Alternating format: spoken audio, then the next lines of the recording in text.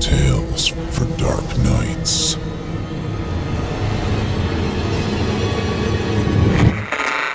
Want to make sure you never miss a Chilling Tales for Dark Nights video again? Be sure to subscribe and hit that bell to turn on notifications.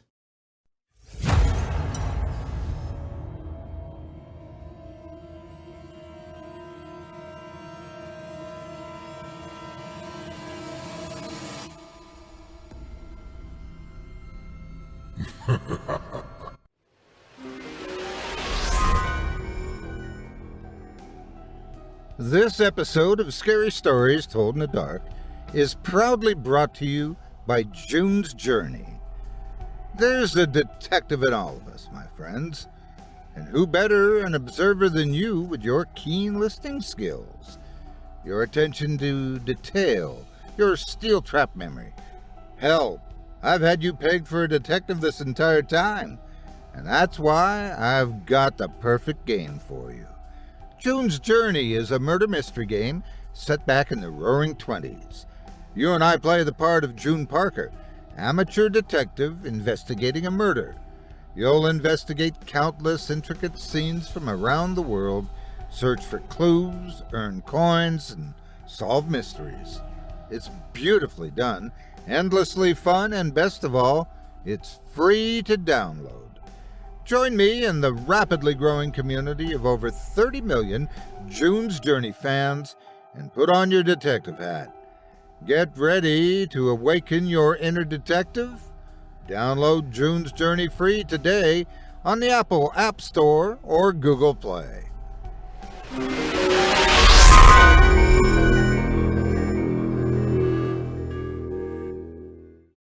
Good evening. I'm storyteller Otis Jiry, and I ain't your grandfather. From where I'm from, we don't do bedtime stories.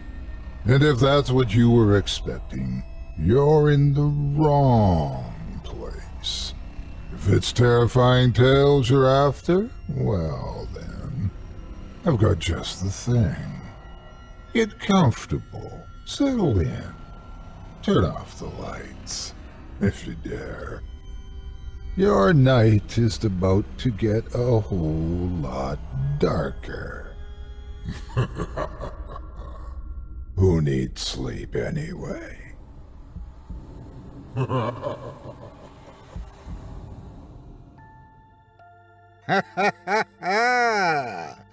Good evening. You're listening to Scary Stories Told in the Dark. Welcome, dear listeners, to Season 10, Episode 9. I'm your host, Otis Jiry, and in this episode, I'll be performing 3 tales to terrify you, courtesy of 2 authors, about sylvan secrets, frostbitten phantoms, and fatal flora. You're listening to the standard edition of tonight's program, which contains the first spine-tingling story. If you'd like to show your support and enjoy an extended version of this and other episodes with twice the terror, visit simplyscarypodcast.com and click Patrons in the upper menu to sign up today. Thank you for your support. Now, it's time to take a walk together down the moonlit trail. So lock your doors, turn your lights down low, and settle in. The show is about to begin.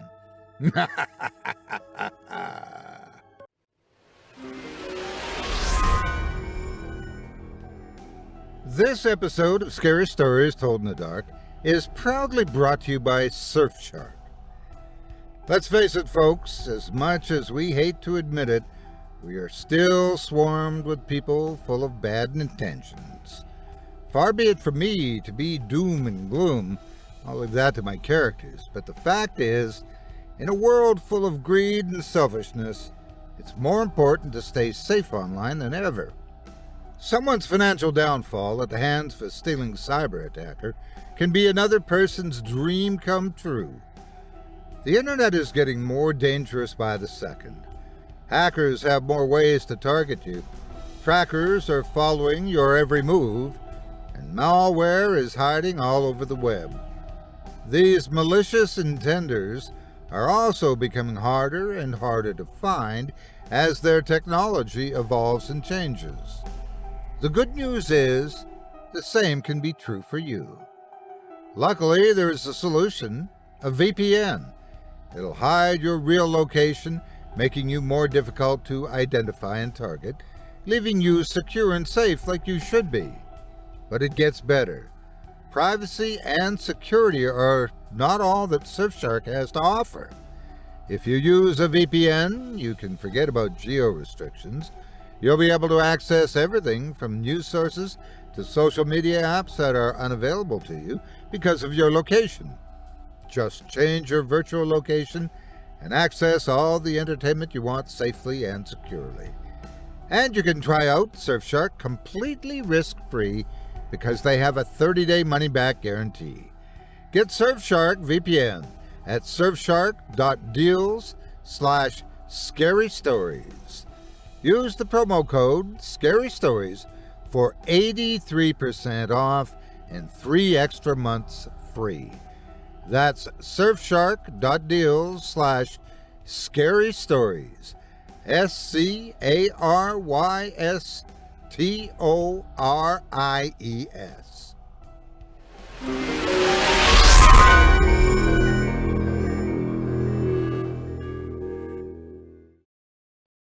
We begin tonight with curiosity about the darker places of the world. Not an ancient, cursed item on the bottom of the ocean, or some cave in the middle of a burnt-out wasteland, but the ones right around the corner.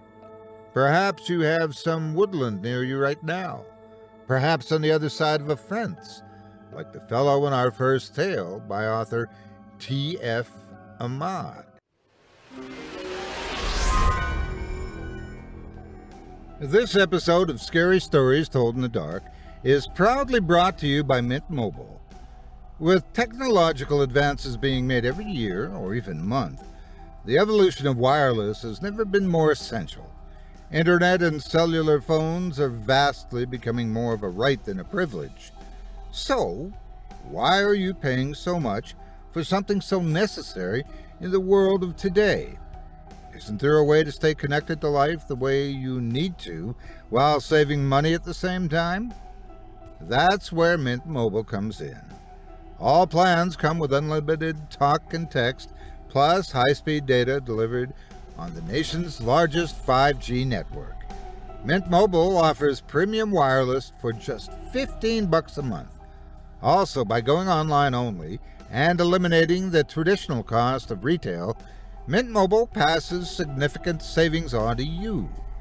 It gets even better.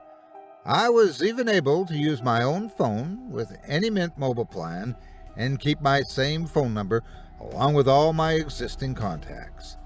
To get your new wireless plan for just $15 a month and get the plan shipped to your door for free, no waiting in long lines at a cellular store, go to mintmobile.com/dark. That's mintmobile.com/dark, DARK. Cut your wireless bill to $15 a month at mintmobile.com/dark.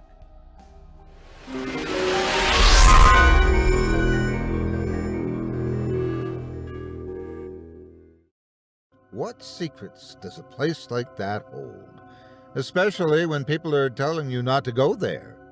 Well, let's go listen in and find out, shall we? Without further ado, I present to you The Forest.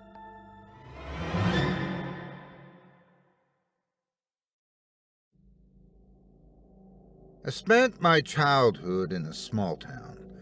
Long, winding, single-lane roads with speed limits that topped out at 70 miles per hour were common. Modest-sized houses on large lots dotted the landscape, innumerable trees providing privacy and anonymity. One of those houses was mine. It was set back from the street about 100 feet, behind a row of tall, slippery elms that lined the road. A gravel path wound around hedges and between a waist-high wooden fence. I never had any siblings, so my free time was spent with an open book clutched in my hands. My parents encouraged this isolating activity as it kept me out of trouble, out of the road, and out of the woods behind my house. The woods were thick, effectively blocking out what lay beyond my backyard. Though there was a high fence enclosing our property, getting into the forest was as simple as moving aside two panels that had been knocked loose by my dad's lawnmower. To me, those loose panels were an invitation to a world begging to be explored. My parents, well, they didn't see it that way. "You could get lost out there," was a typical warning from my mother. "Once you get a certain distance in, you won't be able to tell which way is north or south." "You never know what kind of animals are out there, son," my father was fond of saying. "There are wolves and coyotes and possibly even bears."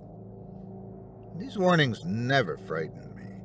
What did frighten me was a tale my friend Scott told me. "You know the real reason your parents won't let you in the woods, right?" He asked me one day when we were sitting on my back patio sipping cans of Pepsi. I was in my favorite chair, a white recliner with soft floral print cushions. Scott sat cross-legged on a bench made of dark brown wood nearby. We were both facing the forest, watching as the sun started to approach the tops of the trees in the purple-orange sky. I believe we were both 11 at the time. "No," I answered. I wasn't sure if I should have felt embarrassed at this admission. Scott slipped the last few drops of cola out of his lip on his can and set it on the wooden floor of the deck. He straightened like he was ready to deliver a speech. Anticipation painted his face. "There's a place in the woods," he began. "A very specific place. You'll only find it if you're looking for it, and even then you may not find it." He reached down for his Pepsi, but jerked his hand back, remembering it was empty. I shook my half-finished can at him, and he nodded. I went into the kitchen, through the sliding glass doors on the deck, and grabbed 2 fresh Pepsis. "Hey, Scott," I asked, tossing him his soda. He looked up at me. "What did you mean when you said, 'even then you may not find it'?" "I mean," Scott said, opening his soda, "that you have to want to find it. Like, desire it so bad you don't care what else happens." Though I had no idea what Scott meant by this, my spine tingled. The light outside was slowly disappearing as I took my seat. "Anyways," my friend continued, "this place is a sacred place. Like, very important to a certain group of people." "Indians," I blurted out. We'd just watched The Shining earlier that week, and Indian burial grounds were fresh in my minds. "No, stupid," he said, smiling. "It's important to the doorway seekers." He'd been messing with me. Doorway seekers? That sounded like something he pulled out of his ass. Scott looked at me with an expression that was part victory, part anticipation. I gestured him to go on, and he did. The doorway seekers, or just plain seekers, are kind of a satanic cult, dude. They, worship Satan? Scott shook his head. "No, these guys are different. They believe that in order for the world to keep on existing, there has to be some evil in it. They think that without evil to balance out the good, the world will be destroyed." My attention was his at this point. I still was sure he was screwing with me, but it was an interesting story. "They're called the Doorway Seekers because they're always looking for entrances into hell that are spread out all over the world. They use these doorways to release a calculated amount of evil into the world, just enough to keep the world in balance." He leaned in closer. "And one of those doorways is somewhere in that forest." I shuddered. Say what you will about Scott, that guy can tell one hell of a story. I looked toward the thicket of trees beyond the fence and noticed night was approaching. The thin space between the trees was pitch black, hiding an uncounted number of unnameable horrors. I went to take another sip of Pepsi, but noticed I'd bled my can dry. Chuckling, I put the can down.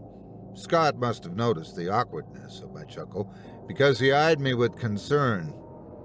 "You all right?" he asked, his small hands crushing his own empty can. "Yeah," I said. The same awkward chuckle escaped my lips again. "That was some story." "Oh, that was no story," Scott said. "Another Pepsi?" I held my hand up like a criminal caught in the crosshairs of a determined cop. "Oh, no, no more for me. Any more of these and my teeth will fall out of my mouth." A silence followed, punctuated by the passing of a car on a distant main road. "Hey, Scott." "Yeah?" "Are there any seekers here in Oak Lake?" He thought for a moment before answering. "You know what?" he said. "I'm not really sure. I've never tried to verify Scott's story. Why bother? As far as I was concerned, the whole thing was an elaborate fiction. A good story to tell around the campfire to your friends. I certainly never asked my parents if they'd heard of the doorway seekers. I did not forget about the story, though, but I tried to put it out of my mind. I'd arrive home by early afternoon from swimming camp down at the middle school. I read books in my bedroom or watched whatever was on Cartoon Network to pass the time. When I looked toward the forest, all I saw was the gentle, lazy swaying of the branches and the play of light and dark between the leaves and the recesses of the forest. At night, however, Scott's story became a frightful focal point in my mind. There would be a faint rustling between the walls, or a dog barking in the distance, or my parents shuffling about the house, and I would think of hell and doorways.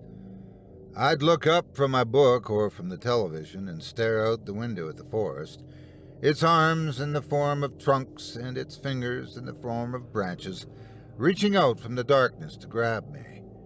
Scott hadn't said much in his story at all, just that there was a doorway to hell in the forest behind my house. No gruesome details, no human sacrifice, no blood or guts. But that small story had been enough. For a boy with a wild imagination, it was enough. And that's why I don't know what compelled me to start going for walks in the forest. Maybe I wanted to prove Scott and my parents wrong. The forest wasn't dangerous. It wasn't evil. Or maybe I thirsted for an adventure like Captain Morgan in Cup of Gold. Or maybe I was just bored. I only went for walks during the day, tearing my clothes off after the bus dropped me off from swim camp. I'd squeeze into a fresh shirt, sweatpants, and secure lime green running shoes. Put on my Cubs baseball cap and grabbed my mom's sunglasses from her dresser. She wouldn't miss them. I also grabbed my father's hunting knife, just in case. That first time, I crept across the lawn to the fence that backed up for the first line of trees.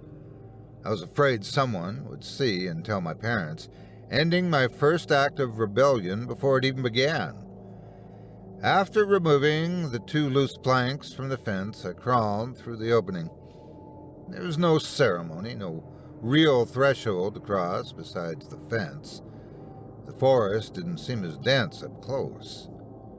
Walking between the trees was surprisingly easy. My path was dark, the cover of the trees cast and almost total. However, an occasional opening allowed in a bullet of sunshine. The first bullet shocked my vision when I looked up. The world appeared black and white, devoid of all color, and I had to sit back down against the tree trunk in order to gain back my composure. I slipped my mother's sunglasses on my face, learning from my mistake.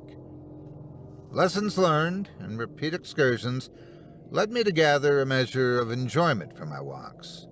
Every day I walked further and further in, retracing my steps around gnarled roots protruding from the earth, twigs that never seemed to be in the same arrangement twice, and changes in elevation as low as a stair or as high as my chest. I never encountered any animals on my walks. A fact I found odd. There were no squirrels gathering nuts, no birds chirping their love songs overhead, not even insects to bite my flesh. As the days and weeks rolled along, this feature of the forest passed into normality, and walking with the sound of the wind as my only companion became the norm. I was always careful to keep my activities hidden. I left the house locked, the key looped through one of the laces of my shoes. I kept a strict eye on my watch and always put the 2 fence planks back to where they belonged. I was showered and dressed by the time my parents came home from work, with a thick novel resting on my thighs, the sound of Radiohead or Incubus softly pulsing from the CD player. I put the music on for my parents' comfort. It made them uneasy when they came home to a silent house, me perched on an easy chair, reading like I'd fussed with the furniture. I still hung out with Scott on occasion. Our schedules were mismatched, with him at football practice at the Park District, while I was out playing Magellan. I never told him about how I spent my afternoons, and he never asked. We didn't talk about the forest either, preferring to pass out evenings watching TV or playing board games. The walks started becoming activities I'd look forward to, and my traditional elation at weekends turned to anxious waiting for my parents to start work again. The forest had ceased to become sinister, the terror fading to a thin mist. It wasn't until late July that the terror returned. The night was a cool one, if my memory serves me right. I'd gone on my walk in the forest that afternoon, pushing further than I had on previous days. The walk was uneventful, banal even. As the sun set, my mind was deep in the world of Stephen King's Dark Tower series. Roland of Gilead was fighting for his life, being slowly eaten alive by strange lobster-like creatures. I had a habit of reading using the scant light of my bedside lamp. I was rubbing the strain out of my eyes when I heard a sound coming from the backyard. It sounded like someone had dropped a piece of wood. I stood up, stretched, and made my way to the window. From this second-story vantage point, I had a panoramic view of my backyard. It was dark, the only light spilling from the neighbors' yards on either side of us. My eyes scanned the darkness, panning back and forth, like a drunk man with an unsteady camera. They eventually focused on a sight they'd glazed over a moment before. In the back corner of the yard, 2 wooden fence planks lay against the fence proper, showing an opening into the forest beyond. My first reaction was surprise, followed by confusion, then followed by panic. I was sure I'd replaced the planks to their proper place when I'd reemerged from the woods. I'd done that very thing with religious devotion every day for weeks. Failure now seemed bizarre. I threw on a red sweater with the Statue of Liberty on the front and crept into my kitchen. I walked toward the sliding glass doors that led to the patio and lifted the blinds as quietly as I could. Staring, I remained motionless, listening for any sign that my parents had stirred. They'd not. My hand reached for the lock, but at that same moment my eye caught a flash of something to the left. At first I thought a fly had entered into my vision, but I was wrong. A crouched figure darted across the lawn. It looked at first like a large canvas sack of dirty laundry, rolling, pulsing blob in the night. I soon saw legs made out of torso and a head. Somebody was running towards the opening in the fence. I was motionless, my hand still reaching for the lock as I watched the figure disappear back into the forest. My terror was total now, and I even feared turning around. Had the figure seen me? Why did it run? Did my parents see it? After what felt like countless hours, but was perhaps only a few minutes, I turned and ran up the stairs, not caring if I woke anyone. I bolted into my room and jumped underneath the covers, with my heart pounding in my chest like a frantic caged bird. I don't recall when I fell asleep that night. The next morning I awoke, blissfully unaware of anything, except the weight of my own body. I blinked several times, and the previous night's horror crept back into my mind.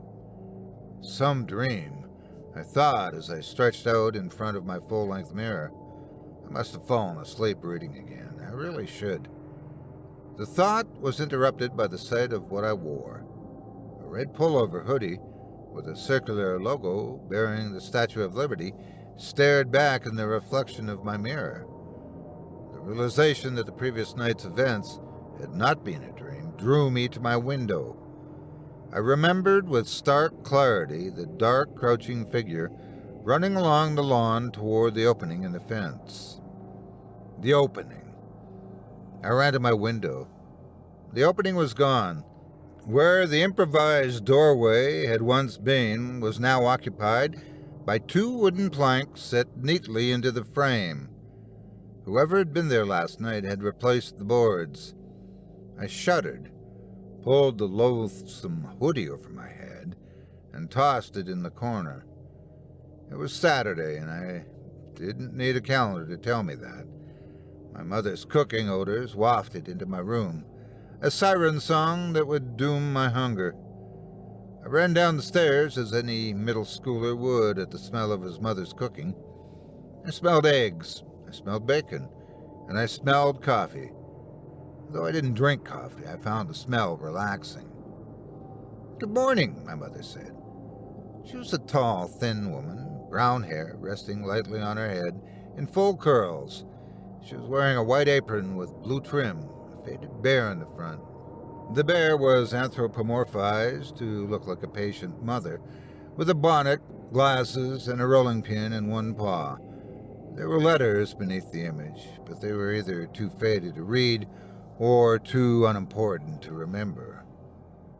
I was about to return the greeting when I noticed the sliding doors. The blinds were lowered, but rotated at an angle to allow sunlight to spill into the kitchen. Had I lowered them the previous night? "Oh, silly boy," my mom said, noticing my transfixed gaze. "You forgot to close the blinds last night. Your father lowered them this morning." My father? Had my father also put the planks back in the fence this morning? I gazed up at my mother. She was smiling at me, so I smiled back. There was no indication that she knew about the fence. No worry in her face, no reluctant questions about if I'd been in the backyard messing around.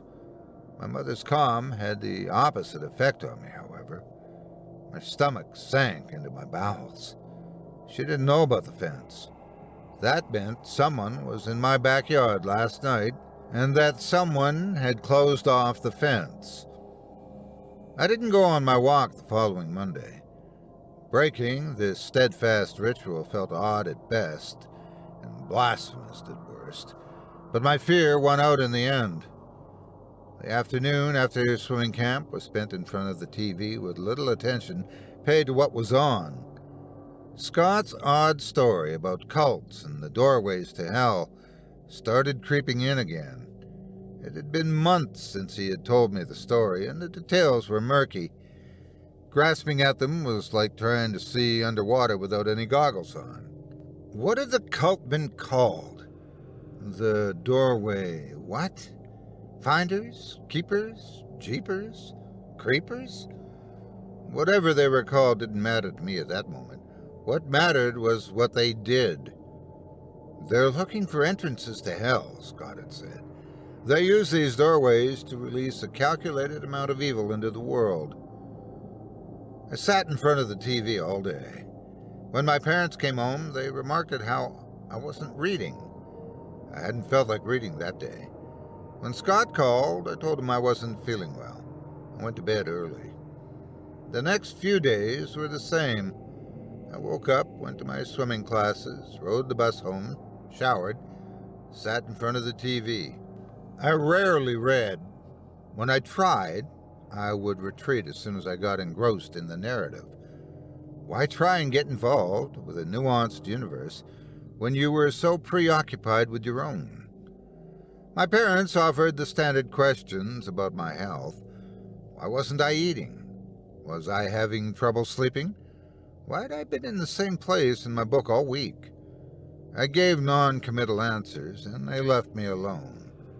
They had no idea that I was saving energy, mentally preparing myself. I decided on Friday, 1 week after the incident in the backyard, to resume my walk. I started off as I had before, changing into my t-shirt, shorts, Cubs cap, and lime green running shoes, and removing the 2 planks from the fence with the care one uses when handling infants.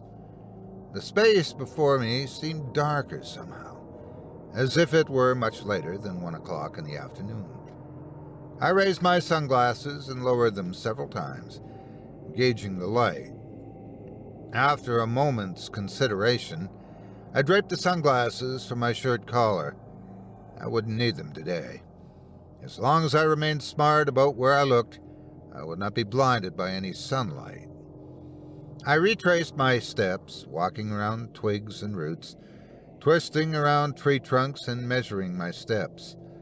In all of my weeks of walking, I had made it further each time, passing another set of trees here, marking a wide opening there, and mentally tracking my stopping point every time.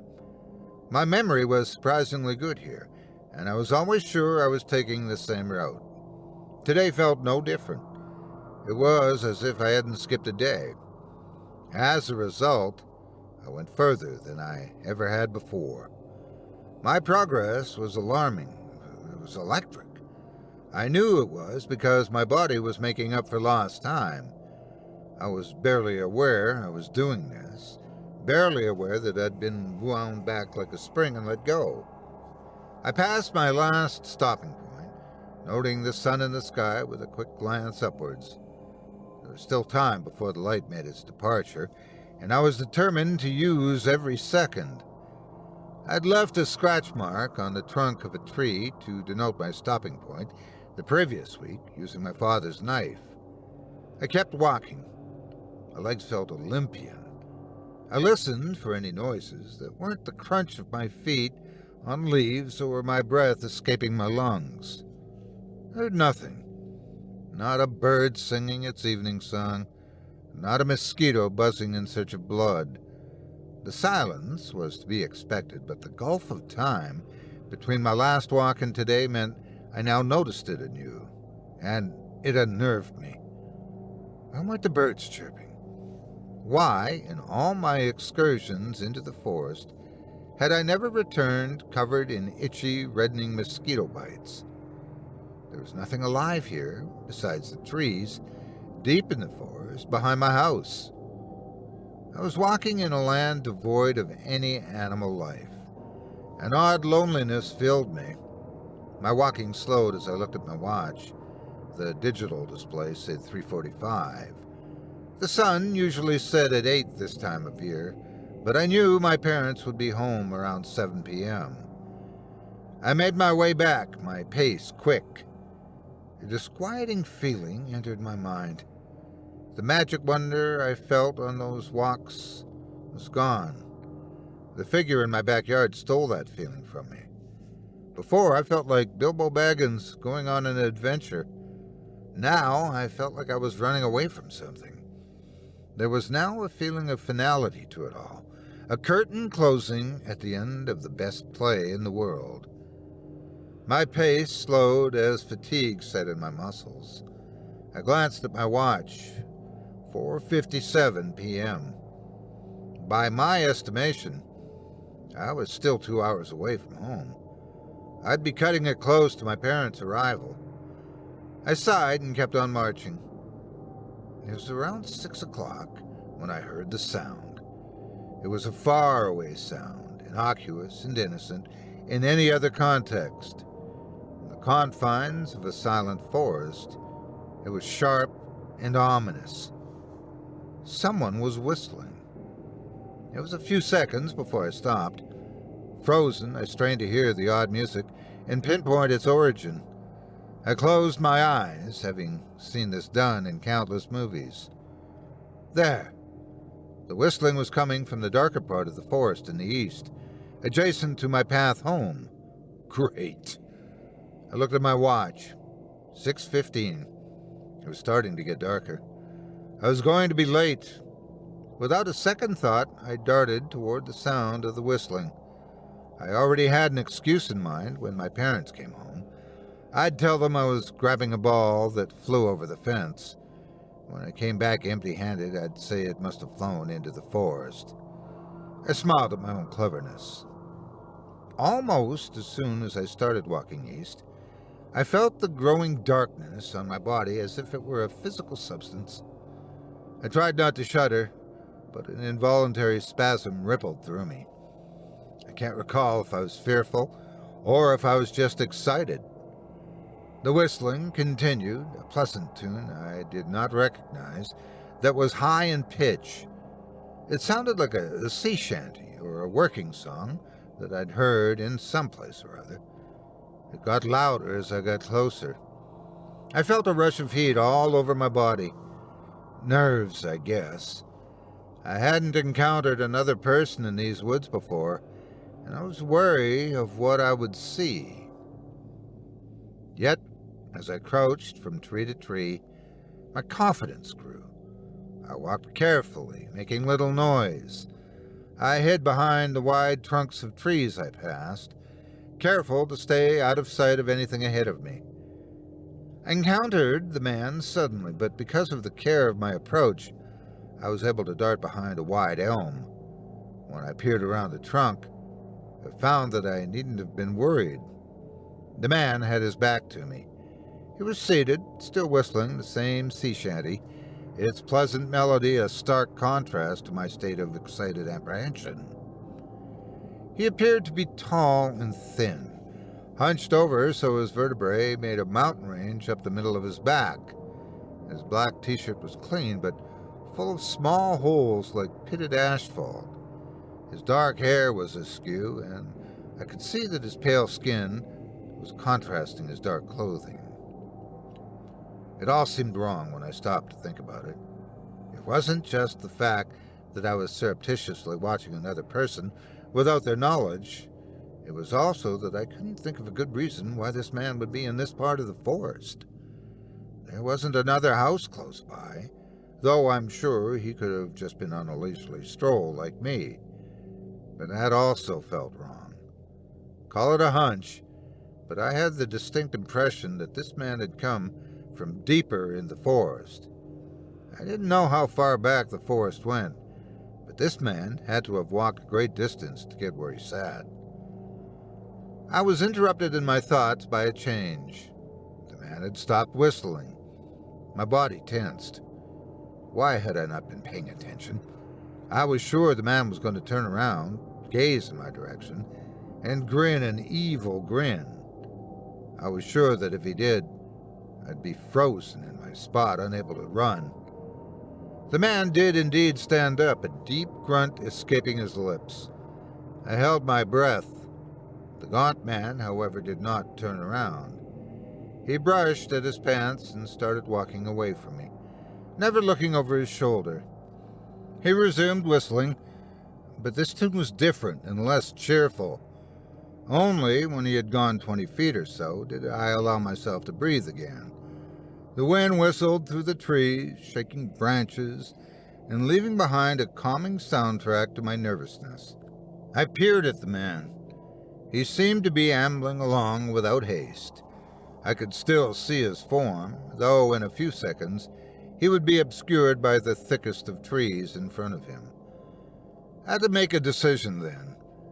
I seemed to be making a lot of those that day. I glanced at my watch, 6:25 p.m. Had I really been watching this man for almost 10 minutes? It seemed as if no time had passed at all. To this day, I don't know what made me follow him. Even now, many years later, I think about the consequences of that decision. How did I think this was going to turn out? Following a man alone in the woods is never an idea born of innocent curiosity. But follow the man I did. I slipped from behind the tree and made my way to the spot where the man had been sitting. The area had been cleared for some unknown purpose many years back.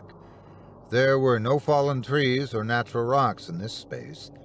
There was just a handful of native weeds and a large root of a nearby tree jutting out of the ground like a gnarled tooth. It was on this root the man had been sitting. I flitted from tree to tree, feeling like James Bond on a secret mission. The excitement of adventure filled me again. I felt like a character in a story, not a young boy who may have been on his way to encounter real horror. I kept the man in sight, using the sound of his walking to mask my own subtle footfalls. I dared not look away from him. I scarcely blinked, my concentration causing the edges of my vision to become clouded.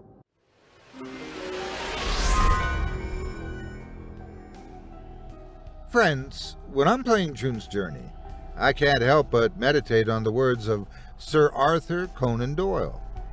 The world is full of obvious things which nobody, by any chance, ever observes. I hate that quote. Not that there's anything wrong with it. It's a perfectly sage observation. It's just that I can't stand missing anything.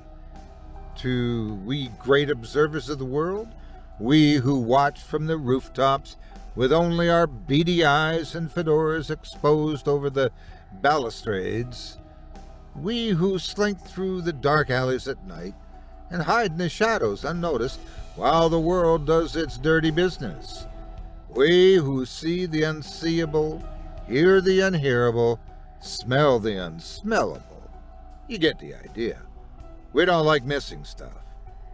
For a detective like me, the idea of overlooking clues is unbearable, and that's why I play June's Journey to stay on top of my game. That because it's also lots of fun. June's Journey is a murder mystery game set back in the roaring 20s. You and I begin the game as June Parker, amateur sleuth, investigating the death of her sister. Throughout, you'll investigate thousands of intricately crafted settings, from the streets of 1920s New York City to fancy parlors in Paris, France. You'll collect clues, crack cases, and earn coins. And with new levels added all the time, you'll never run out of detective work. You'll love the atmosphere June's Journey creates. The relaxed, engrossing gameplay is a pleasure, a welcome change from today's fast-paced action games.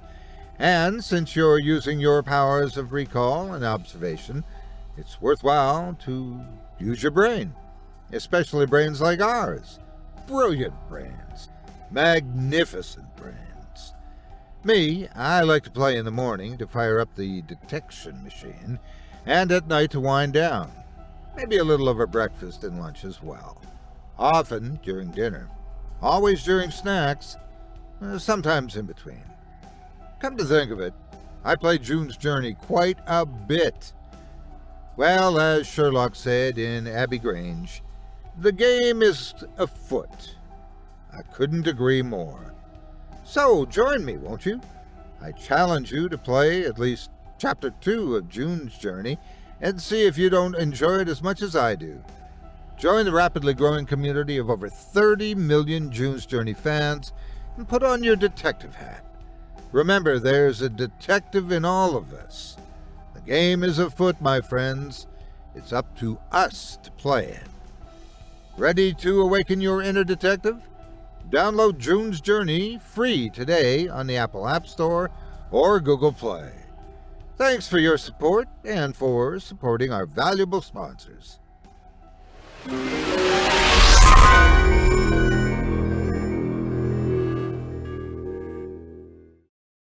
I almost missed the man sidestep behind a tree. At that same moment, my foot kicked something painfully. I bit my lip to stop from crying out and looked down to see what I'd run into. A large stone was on the ground. It looked as if it had been placed there. I darted my eyes to the left and to my right and had my suspicions confirmed. There were dozens of stones laid in a curve on the ground a foot apart. I appeared to be standing on the outer rim of a stone circle. This didn't unnerve me until I walked forward to the tree, where I saw the gaunt man disappear. It was there I encountered another stone circle. The stones were the same size and spaced apart the same as the others. I looked from behind the tree and saw the man I'd followed. His back was to me again, only this time there were two other figures standing beside him. One was the same height as the gaunt man, also wearing a black t-shirt and dark pants. The second man was larger than the first, his features round. The third figure was a short, petite woman whose hair was hidden underneath a black ski cap. She was also wearing a black t-shirt and black jeans. They'd already started speaking, but my timing was perfect. "So, we're ready then?" the larger man said. His voice seemed to be filled with impatience. Yes, said the gaunt man in a placating tone. "Okay." The large man let out a deep sigh. "Afraid, Baxter?" the woman said, her voice oddly soft and sweet given her manner of dress. The large man, Baxter, huffed. "Have you ever known me to be afraid, Kel?" Kel smiled. "No, but you seem nervous." "Well, I haven't seen the offering yet." "You'll be seeing the offering tonight," the gaunt man said. I had no idea what they were talking about, but I felt uneasy. Their tone was strained, nervous. They seemed to have a great task ahead of them. Kel spoke again. "I hope this time you picked an offering that won't squirm too much." The gaunt man turned toward the woman, putting him in profile. A small smile curled his lips. "This one won't squirm. Trust me. He's a bit athletic, but I brought something special to make sure he doesn't run away." "A paralytic?" Baxter asked. "A paralytic." They all nodded significantly, as if this word was a prayer. My feelings of unease grew. I reached toward my belt to grab my knife in order to defend myself. From what, I did not know. "Listen up, Bax and Kel," the gaunt man said. I knew authority when I heard it. If this is to go off without a hitch, we must all be on time. Again, significant nods. My fingers wrapped around the hilt of my father's knife, slowly pulling it from the sheath. "Please alert all of the other seekers and make sure they get the message." My breath caught at the familiar word. Seekers. My chest felt tight, and my muscles failed me. My hand, reaching for the knife, stumbled, and the weapon slipped from my grasp. My panic barely had time to register before I heard the sound of metal on stone. The knife bounced off one of the stones in a circle at my feet and fell into the dirt. I did not waste a second. I turned and ran in the direction I'd come, careful not to stumble over the outer stone circle. I didn't look to see if the three doorway seekers had seen me. I did not grieve for the knife I dropped. I simply ran. I didn't stop until I reached my fence. I didn't know how long it took or what the distance was, but dark was overtaking light when I replaced the fence planks and ran into the house. I checked the time on the microwave. 7:24 p.m. I stood in the kitchen, ears straining for the sounds that I expected. My parents yelling, stamping on the stairs, rustling in the rooms upstairs. I heard nothing. My parents were not home yet. It was unexpected, but not worrying. I went to the phone and sure enough found the red light for new message blinking. I pressed play on the answering machine and heard the familiar sound of my mother. Her voice comforted me.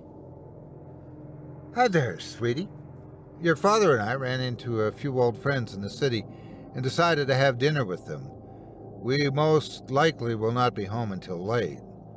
I'm sorry to have missed you and sorry to spring this on you, but you can watch whatever you want on TV and eat the leftover lasagna that's in the fridge.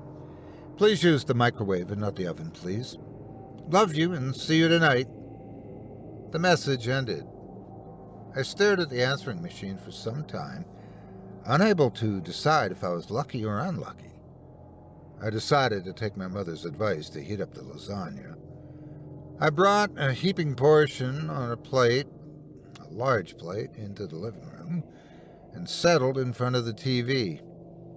but I couldn't keep focused. Everything about the day's strange events was running through my head.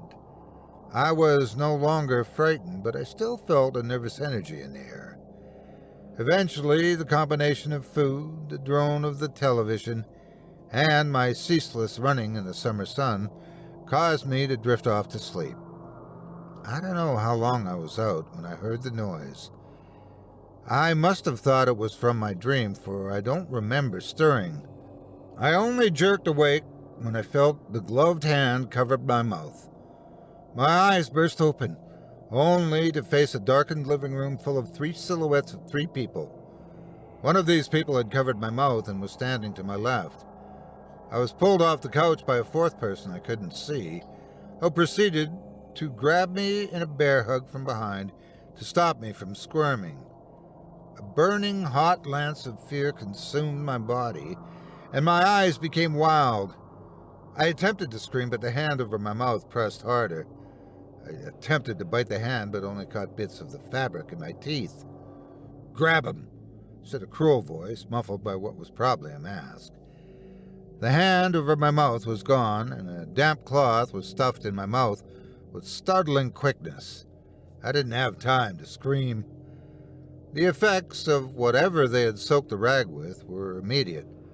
I felt my mouth grow numb. My fingers, toes, and other extremities started to tingle. It was like when I got my tooth pulled at the dentist. I wasn't entirely sure, but I think the grip of the 4th captor loosened slightly. I could still see, though my vision was starting to blur. I was moving. They were carrying me out of the house. How had they even gotten in? My mind raced with harried thoughts of escape. I was led out of the sliding glass doors of my kitchen across the lawn. The fence planks had been removed and were propped against the fence. I was roughly pushed through. The evident leader of the group seemed to be barking orders, but I don't remember what he said. My fear was total. I'd become paralyzed by both it and by whatever they had put in the rag in my mouth. Soon, thoughts of escape changed to thoughts of sleep. If only I could fall unconscious. Maybe then I could wake from this nightmare back in the safety of my bed. Every time I closed my eyes, something jolted them open again. I was either pushed, tripped over a snarling root, or heard a loud barking order from the leader. It didn't take long to find the stone circle. Even in the darkness, and in my altered state, I could tell where we were going. Through my haze, I could hear voices. They didn't conceal their movements or lower their voices. They didn't care who heard. There was no one around to hear them. The mass of people tightened into a circle. Someone struck something, and a whoosh sounded into the night air. A column of flame soon followed, and I could see everyone now in the harsh firelight, their silhouettes like black columns holding up a church of evil. The fire brought a strange clarity to the events, and my fear returned in equal measure to the increasing light. The silhouettes swayed in unison, and faint chants in a language I could not recognize reached my ears. Their volume increased as their swaying exaggerated. The shadows seemed to blend together, the black mass becoming one. The flames danced as well to their chanting in what looked like a drunken swagger. Above all of this, one voice was louder than the others. It was a deep voice, oddly familiar in the unfamiliar space. "And we who shall bear this sacrifice with our own souls," said the voice. At times chanting drowned out parts of the speech, and I had to strain to hear what was being said. "To these depths do we enter." I closed my eyes tight, not wanting to see the light.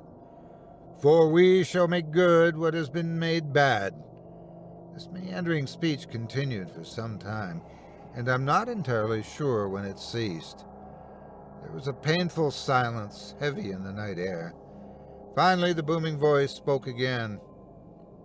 "Where is the innocent blood?"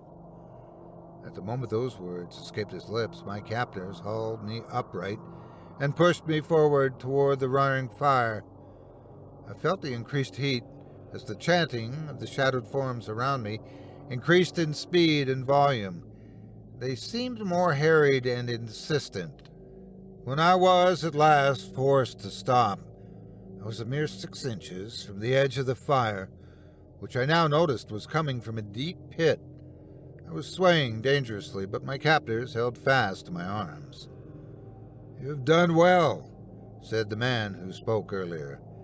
That baritone was familiar in my ears, and in that moment, I felt sure I knew who it was. I lifted my head, a Herculean effort. When I gazed on the hooded face above me, I gasped, though it came out more like a muffled, wet gurgle. It was Mr. Cole, my friend Scott's father. I attempted to jerk away from my captors so I could scan the rest of the faces in the stone circle.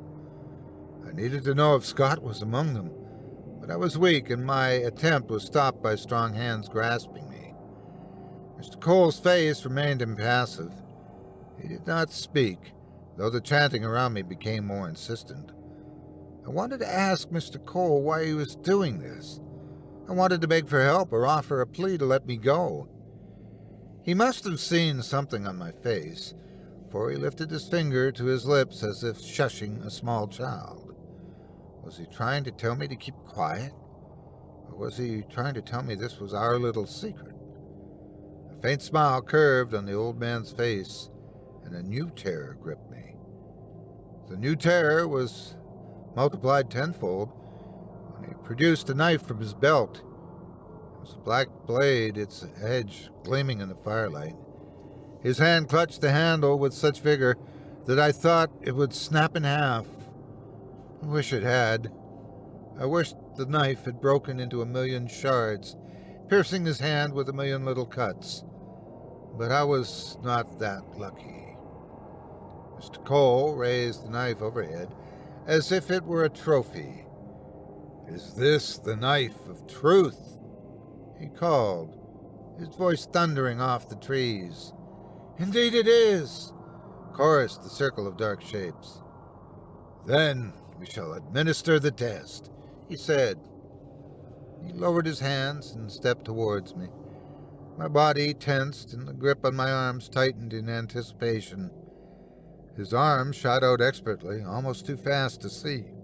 I felt a prick on my triceps and hot liquid trickled down my arm. The pain did not come until I was dragged closer to the pit, with my arm jerked violently over the fire.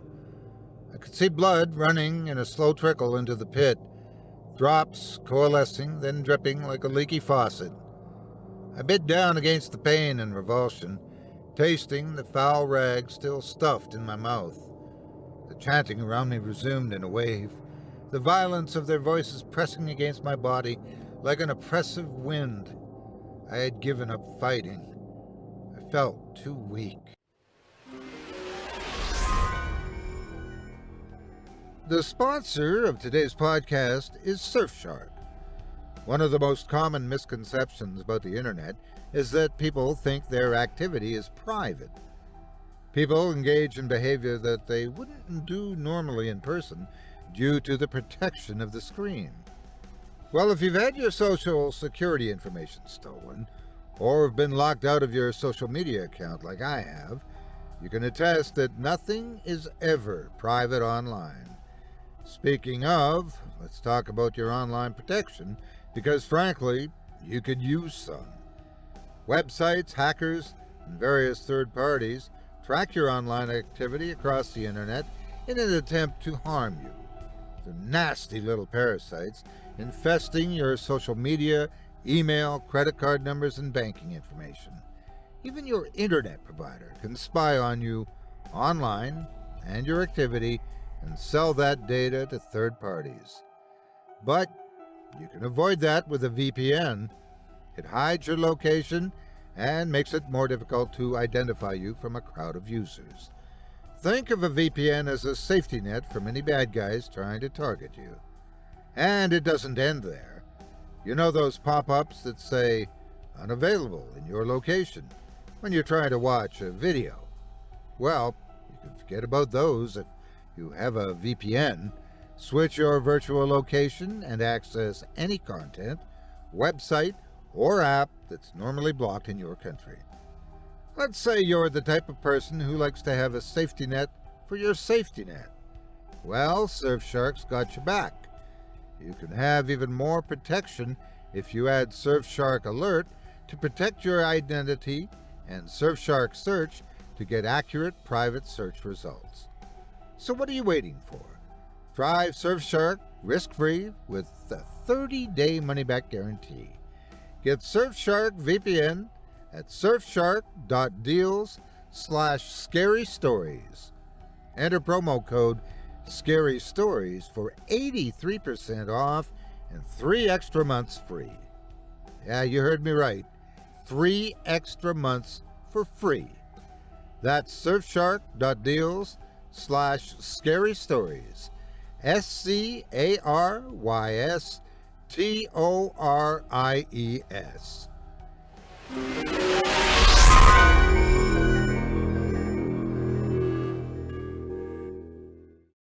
The air around me began to change.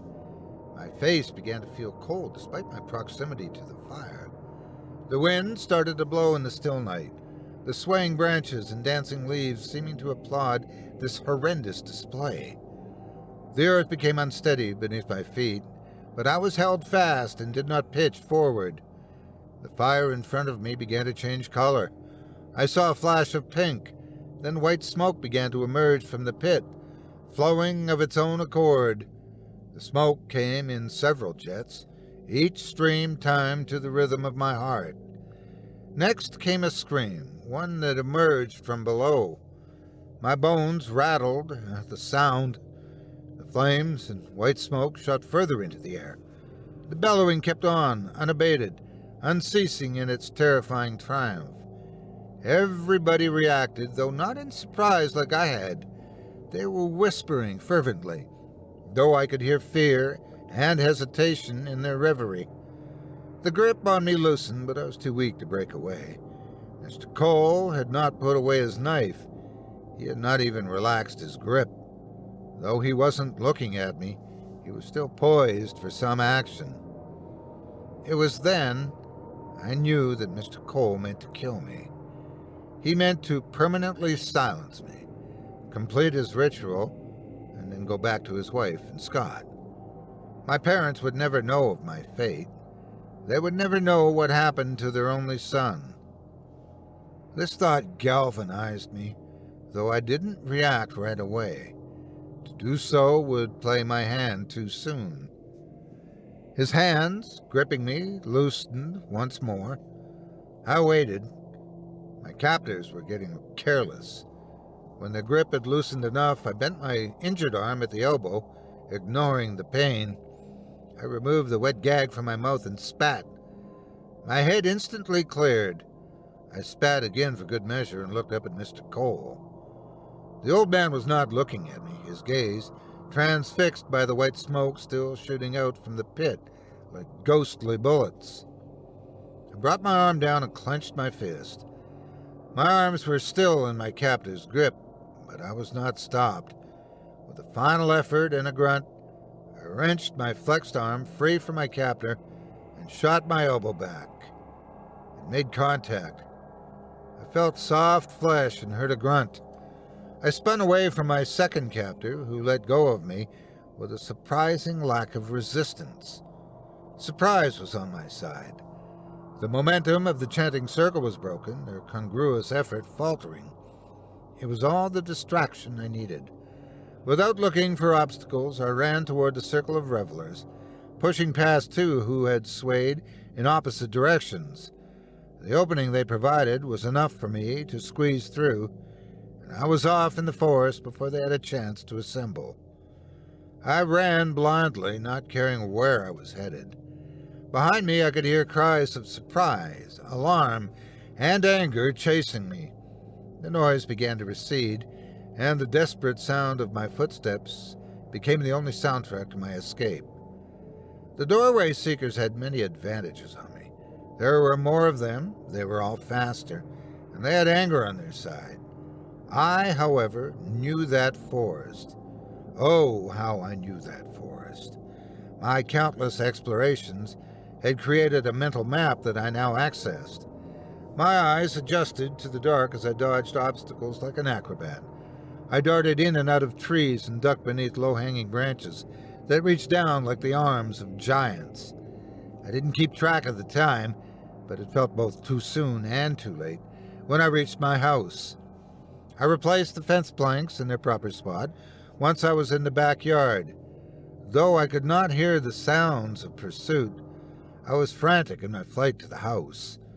I opened the screen door and charged into the kitchen. I was on the phone with the police in no time at all. 911, what's your emergency? The stale voice in the line said. I told her my emergency.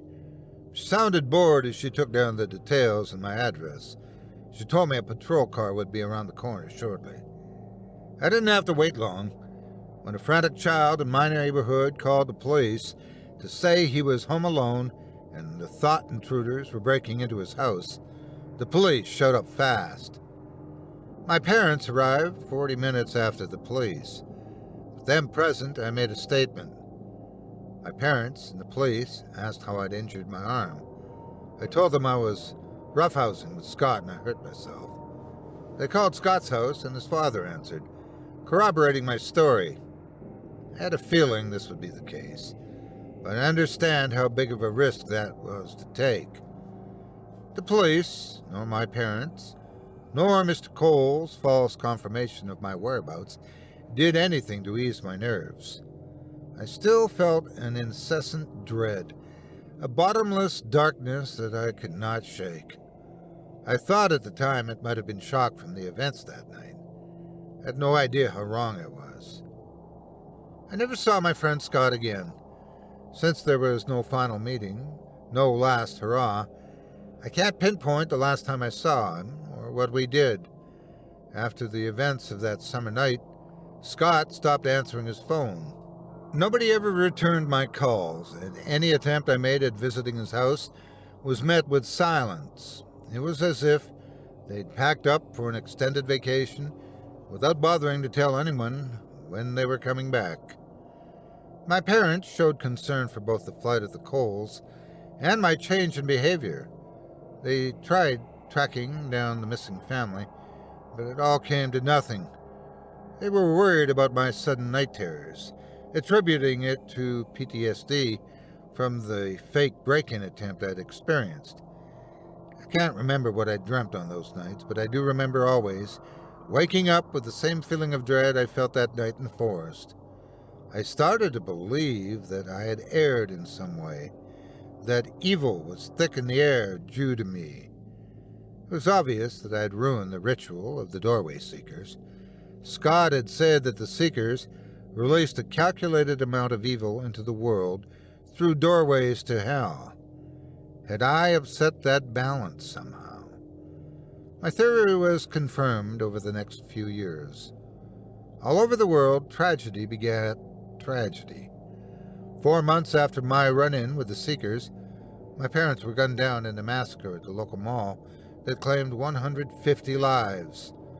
Crime rose by 40% every year thereafter globally.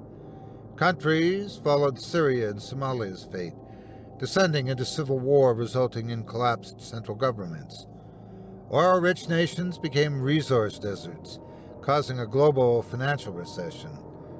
Now, more than ever, the crimes of the rich, the powerful, and the political elite went unpunished.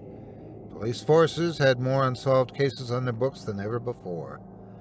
A collision of 2 satellites in orbit had caused an ocean of space debris to rain down on the planet, knocking out communications and costing an untold number of lives. The United States, Canada, and Western Europe had gone on purges, ridding their population of undesirables and refugees in order to concentrate their resources. Preachers around the world prophesied this as the end of days. We were being punished by God, they said. Others said that the devil had found his way to earth. The rationalists in the world attributed these events to simple entropy. Civilization, given enough time, would always trend toward collapse. I, however, was one of the few in the world who knew the truth. I had upset a balance that night in the forest. I'd stopped what was necessary in order to curb this evil. It took me a while to accept this notion, but once I did, I knew what had to be done. The ritual must be complete. The doorway must be sealed. I am the only one who can do it. I must head back into the forest.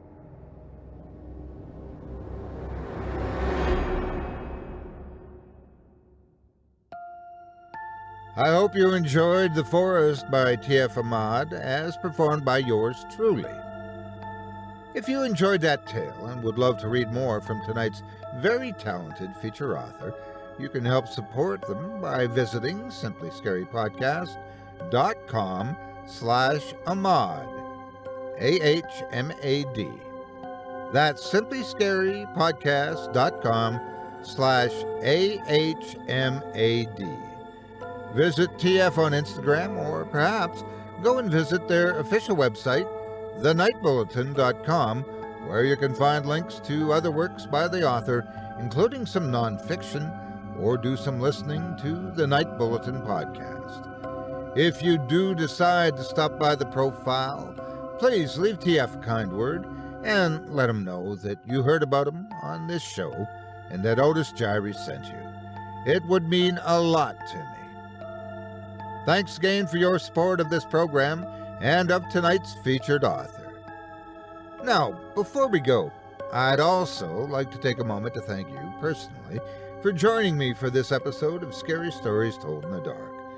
If you enjoyed what you've heard on today's program, please take a moment to stop by our iTunes page or wherever else you listen to your favorite podcasts and leave us a 5-star review and a kind word. It makes a huge difference, and it would mean a lot to us. If you'd like to hear a premium extended edition of tonight's and all of our other episodes featuring Twice the Terror, visit simplyscarypodcast.com today and click the Patrons link in the menu at the top of the screen. You'll find yourself at chillingtalesfordarknights.com, where you can purchase season passes for this podcast and our other quality storytelling programs. Or become a patron for as little as $5 per month and get access to our entire audio archive dating back to 2012, all of it ad-free. If you happen to use Facebook, Twitter, Instagram, or YouTube, you can follow and subscribe to Chilling Tales for Dark Nights there, where you'll get all of our latest updates and new releases and have the chance to interact with us each and every week. You can subscribe to me on YouTube as well at the Otis Jiry channel, where you'll find releases of my series, Horror Storytime, dating back to 2014. And you can find me on Facebook, Twitter, and Instagram too. Just search for Otis Jiry. Until next week, stay spooky and get some sleep, if you can.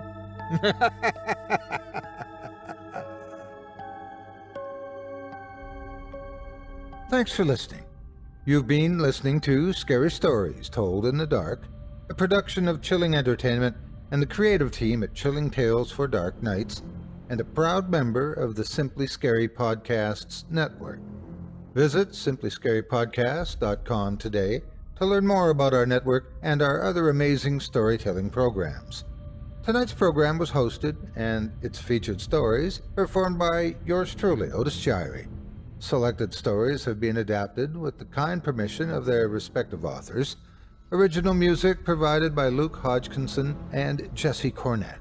Sound design and final mixing and mastering provided by executive producer and director Craig Groshek.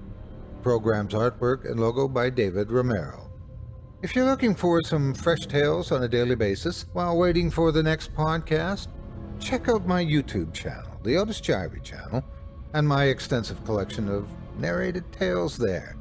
Simply search on YouTube by my name, and you'll find me. And don't forget to subscribe and press the bell notification icon to get my latest releases. Got a scary tale of your own that you'd like performed? I take submissions. Email it to me today at otis@simplyscarypodcast.com to have your terrifying tome considered for production in a future episode of this show. That's otis@simplyscarypodcast.com. If you've enjoyed what you heard on tonight's program and are joining us on your favorite podcast app, subscribe to us to be sure you never miss an episode, and leave a 5-star review and a comment. Your feedback means a lot to me. You can also follow Chilling Tales for Dark Nights and yours truly on Facebook to connect anytime and get the latest updates on this and other programs and my channel. I read so many horror stories week after week. Because we're here too. That's why I can attest that with the evils of the world today, not many things are more important than your cell phone. Whether you're stranded with car trouble in an unfamiliar place, need to call home and check on things, or find yourself in an uncomfortable or even dangerous situation, your cell phone can be a lifeline to information and safety. In more than some cases, one call from your phone can even save your life. So, why would you pay so much for something so necessary? There's a better way to live your best life. As the first company to sell premium wireless service online only, Mint Mobile lets you maximize your savings with plans starting at just $15 a month. I know, I've seen a difference since I switched. With Mint Mobile, choose the amount of monthly data that's right for you and stop paying for data that you never use. Or have just the right amount if you're a Tony or Tanya Two Thumbs and use your phone all the time. Switch to Mint Mobile and get better premium wireless service. Again, starting at just $15 a month. Less money on your phone plan saves you more money for other things. Saving money doesn't always have to mean sacrificing or going without. Don't be caught off guard by crappy service or a high phone bill.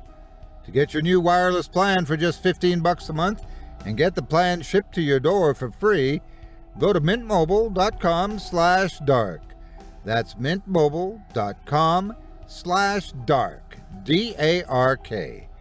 Cut your wireless bill to $15 a month at mintmobile.com/dark. Thank you for your support and for supporting our valuable sponsors.